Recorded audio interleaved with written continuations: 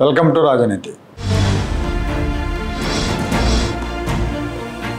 విశాఖపట్నంలో జరిగే సిఐఐ భాగస్వామ్య సదస్సులో దాదాపుగా 10 లక్షల కోట్ల రూపాయల పెట్టుబడులకు సంబంధించి ఒప్పందాలు కుదురుతాయని చెప్తా ఉన్నారు.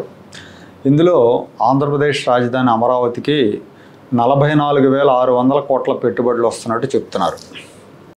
మొత్తం 41 అవగాహన ఒప్పందాలు కుదుర్చుకుంటారు. అమరావతికి సంబంధించి 44,500 కోట్ల పెట్టుబడులు అమరావతికి వస్తున్నాయి.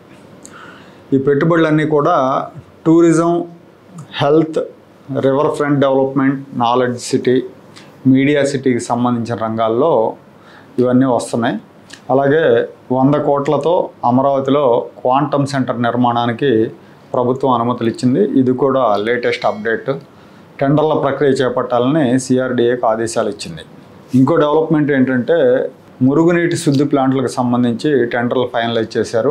796 కోట్లతో ఈ పనులను ఫైనలైజ్ చేశారు. 3 ప్యాకేజీల కింద ఈ పనులు మేఘా ఇంజనీరింగ్ సంస్థకు అప్పచెప్తూ ఉత్తర్వులు జారీ చేశారు.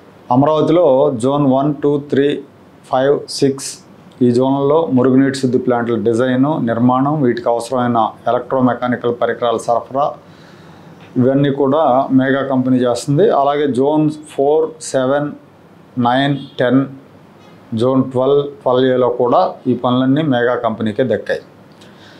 ఉండవల్లి దగ్గర వరద పంపింగ్ స్టేషన్ 2కు 595 కోట్ల రూపాయలు మంజూరయ్యాయి. ఈ నిధులు ప్రపంచ బ్యాంకు, ఏడీబీ నుంచి మంజూరయ్యాయి. ఇవి కాకుండా నిన్న అమరావతిలో వివిధ సంస్థలకు 120 ఎకరాలను ప్రభుత్వం కేటాయించింది. 11 సంస్థలకు కొత్తగా 49.5 ఎకరాలు, అలాగే పాత సంస్థలకి కొంత కుదించారు. ఇంటర్నేషనల్ స్కూల్స్, బ్యాంకులు, కేంద్ర ప్రభుత్వ సంస్థలు, హోటళ్ళు వీటన్నిటికి సంబంధించి ఈ భూముల కేటాయింపు జరిగింది. విద్యా సంస్థల జాబితాలో బ్యాసిల్ వుడ్స్ ఇంటర్నేషనల్ స్కూల్కు 4 ఎకరాలు కేటాయించారు. ఎకరా 50 లక్షల చొప్పున ఇచ్చారు. అలాగే సెయింట్ మేరీస్ ఇంటర్నేషనల్ స్కూల్కు తుళ్ళూరులో 8 ఎకరాలు ఇచ్చారు. ఎకరా 50 లక్షల చొప్పున ఇచ్చారు. సిఐఐ గ్లోబల్ లీడర్షిప్ సెంటర్కు 15 ఎకరాలు లీజు ప్రాతిపదికన ఇచ్చారు. కాగ్ రెసిడెన్షియల్ భవనాలకు 5 ఎకరాలు, ఎన్టీపీసీకి 1.5 ఎకరం, జ్యుడిషియల్ అకాడమీకి 5 ఎకరాలు ఇచ్చారు. ఇండియన్ ఇన్స్టిట్యూట్ ఆఫ్ ఆస్ట్రోఫిజిక్స్కు అనంతారం దగ్గర 5 ఎకరాలు ఇచ్చారు. ఇండియన్ ఓవర్సీస్ బ్యాంక్ 40 సెంట్లు, పంజాబ్ నేషనల్ బ్యాంక్ 40 సెంట్లు, ఐడిబిఐ బ్యాంక్ 40 సెంట్లు ఇచ్చారు. అలాగే నేషనల్ అకాడమీ ఆఫ్ కన్స్ట్రక్షన్కు 5 ఎకరాలు ఇచ్చారు. ఇవి కొత్త కేటాయింపులు. గతంలో కేటాయించిన సంస్థలకు వాటి విస్తీర్ణానికి సంబంధించి కొంత మార్పులు చేశారు, కొన్నిటికి తగ్గించారు. హైదరాబాద్ ఎడ్యుకేషనల్ అకాడమీకి 8 ఎకరాలు ఇచ్చారు. బీపీసీఎల్ భారత్ పెట్రోలియం కంపెనీ లిమిటెడ్కు ఆఫీస్ నిర్మాణానికి ఎకరా 30 సెంట్లు కేటాయించారు. ఐఆర్సీటీసీ భవనానికి 2 ఎకరాలు ఇచ్చారు.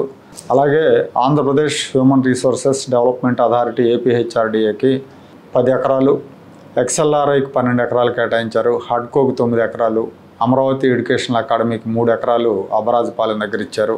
అలాగే ఎఫ్సిఐకి 50 సెంట్లు అనంతవరం దగ్గర ఇచ్చారు. కాందారి హోటల్స్కు తుళ్ళూరులో 1 ఎకరా ఇచ్చారు.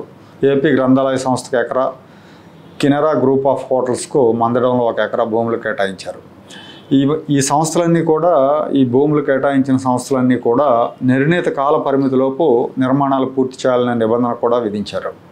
కాబట్టి 2028 నాటికి ఈ సంస్థలన్నీ కూడా నిర్మాణాలు పూర్తి చేసి ఫంక్షన్లోకి వచ్చే అవకాశం ఉంది.